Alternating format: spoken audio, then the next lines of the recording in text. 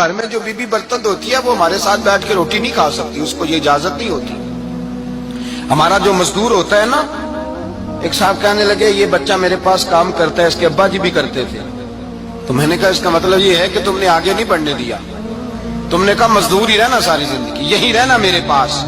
آگے نہ بڑھنا۔ میرے مصطفیٰ کریم سید عالم صلی اللہ علیہ وسلم کے پاس جو لوگ کام کرتے تھے، محنت کرتے تھے، مشقت کرتے تھے، ہمارا ملازم ڈرتا ہے، کامتا ہے، وہ بات کرتا ہے تو صاحب جی کہتے کہتے زبان تھکتی ہے، 100 دفعہ موڈ کو دیکھتا ہے، گالیاں کھاتا ہے بیچارہ، اس کی عزت نفس کو اچھالا جاتا ہے، اس کو رسوا کیا جاتا ہے، اور وہ بیچارہ رات کو رضائی میں منہ دے کے روتا ہے کہ یار میرے نصیب صرف اس لیے کمزور ہیں کہ میں غریب کے گھر میں پیدا ہوا ہوں۔ ہم احساس نہیں کرتے، اور مزدور کو کبھی موقع مل جائے جان چھوٹنے کا تو بھاگ جاتا ہے۔ ہمارا کردار اور اخلاق ایسا نہیں ہوتا۔ حضرت زید بن حارثہ رسول اللہ کے غلام تھے، نبی پاک کے گھر میں جھاڑو دیتے تھے، برتن مانجتے تھے، یہ بچپن میں اپنے قبیلے سے گم ہو گئے تھے، کسی نے اغوا کر کے لا کر کے بیچ دیا، گم ہو گئے تھے، حضور کی بارگاہ عالی مرتبت میں لائے گئے۔ حضرت زید بن حارثہ سارا دن کام کاج کرتے، کوئی آدمی آیا ان کے علاقے کا مکہ مکرمہ، ان کو پہچان کر واپس گیا ان کے قبیلے میں اور جا کے بتلایا کہ تمہارا بیٹا تو محمد ابن عبداللہ صلی اللہ علیہ وسلم کے پاس، اس وقت حضور نے بھی اعلان نبوت نہیں فرمایا تھا، ان کے والد حارثہ چچا لینے آئے اور نبی پاک کے پاس آئے تو 2 تھیلیاں اشرفیوں کی بھر کے لائے، کہنے لگے حضور یہ پیسے لے لیں، 2 تھیلیوں میں پیسے ڈالیں، دینار ہے درہم ہے، حضور لے لیں، ہمارا بیٹا دے دیں۔ نبی پاک صلی اللہ علیہ وسلم نے فرمایا تمہیں غلطی لگ گئی ہے، پیسے پیچھے ہٹاؤ، میں زید کو بلاتا ہوں، میں زید کو، ادھر دیکھیے گا، میں زید کو، میں اسے بلاتا ہوں، اگر وہ جانا چاہے تمہارے ساتھ تو مجھے اعتراض نہیں لے جانا۔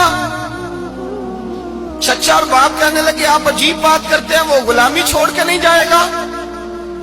آپ عجیب بات کرتے ہیں، وہ مزدوری چھوڑ کے بادشاہی اختیار نہیں کرے گا،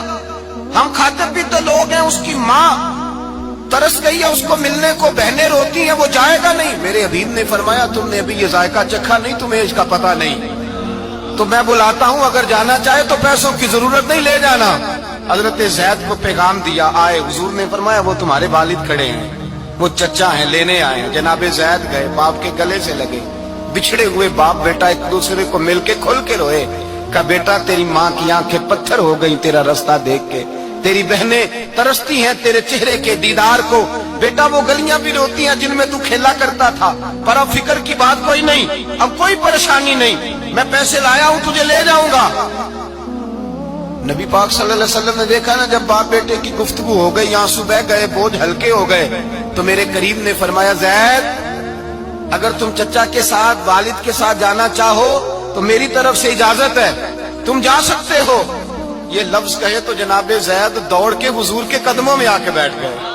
حضور کے قدموں میں بیٹھ گئے، اور گویا فاضل بریلوی علیہ رحمہ نقشہ بیان کرتے ہیں، کہنے لگے تیرے قدموں میں رہوں غیر کی ٹھوکر پہ نہ ڈال، میں جھڑکیاں کھاؤں کہاں چھوڑ کے صدقہ تیرا، اور تیرے قدموں میں جو ہے غیر کا منہ کیا دیکھے،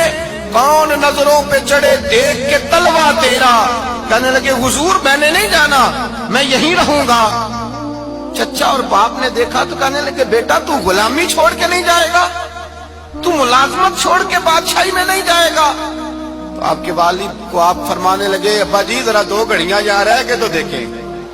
یہاں 2 گھڑیاں رہ کے تو دیکھیں۔ فرمایا یہاں ملازموں کا وہ اعزاز ہے جو شہزادوں کا ہوا کرتا ہے، یہاں خادموں کی وہ عزت ہے، اور پتہ پھر ان کو مقام کیا ملا، یہ واحد شعبیاں جن کا نام اللہ نے قرآن پاک میں بیان فرمایا ہے،